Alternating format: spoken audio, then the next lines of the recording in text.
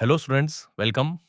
आज का हमारा JEE main PYQ chemical equilibrium topic का है, जिसमें एक रिएक्शन दी गई है N2+3H2 गिव्स 2NH3।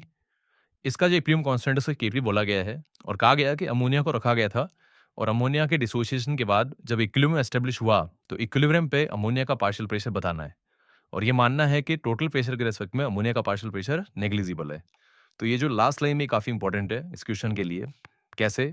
अगर अमोनिया रखने के बाद अमोनिया लगभग खत्म हो गया, तभी अमोनिया का जो प्रेशर है वो नेग्लिजिबल होगा। इसका मतलब इक्विलिब्रियम पे जो प्रेशर P है, टोटल प्रेशर जो P है, उसमें से 1/4 तो N2 का होगा और 3/4 किसका होगा? H2 का। और अमोनिया का प्रेशर नेग्लिजिबल है तो उसको अभी PNH3 मान के सॉल्व कर लेंगे। अब Kp को क्या लिखेंगे? पार्शियल प्रेशर ऑफ NH3 का square upon P/4 into 3P/4 और यहाँ से पार्शियल प्रेशर ऑफ NH3 की वैल्यू सॉल्व हो जाएगी। लेकिन ये कंसेप्ट बहुत इंपॉर्टेंट था समझना है कि जो P है टोटल प्रेशर, उसको हमें केवल N2 और H2 में डिस्ट्रीब्यूट करना है। अमोनिया को उसमें नेग्लिजिबल कंट्रीब्यूशन है उसका। तो PNH3 का स्क्वायर कितना आ जाएगा बच्चों? Kp इंटू P अपॉन 4 से इसका क्यूब भी होगा यहाँ पे। तो 3 की पावर 3 इंटू P की पावर 3 अपॉन 4 की पावर 3। अब यहाँ से PNH3 निकाल रहा हूँ मैं, तो Kp की पावर हाफ आ गया। अब P की पावर 4 है, उसका अंडर रूट लिया तो P स्क्वायर आ गया।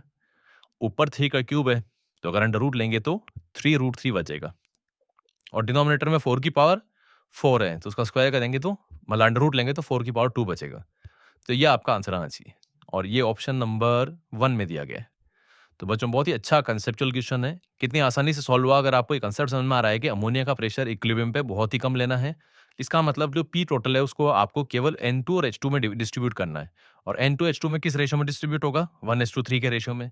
यानी P का 1/4 पार्ट तो N2 को दे दो और 3/4 पार्ट H2 को दे दो। Thank you.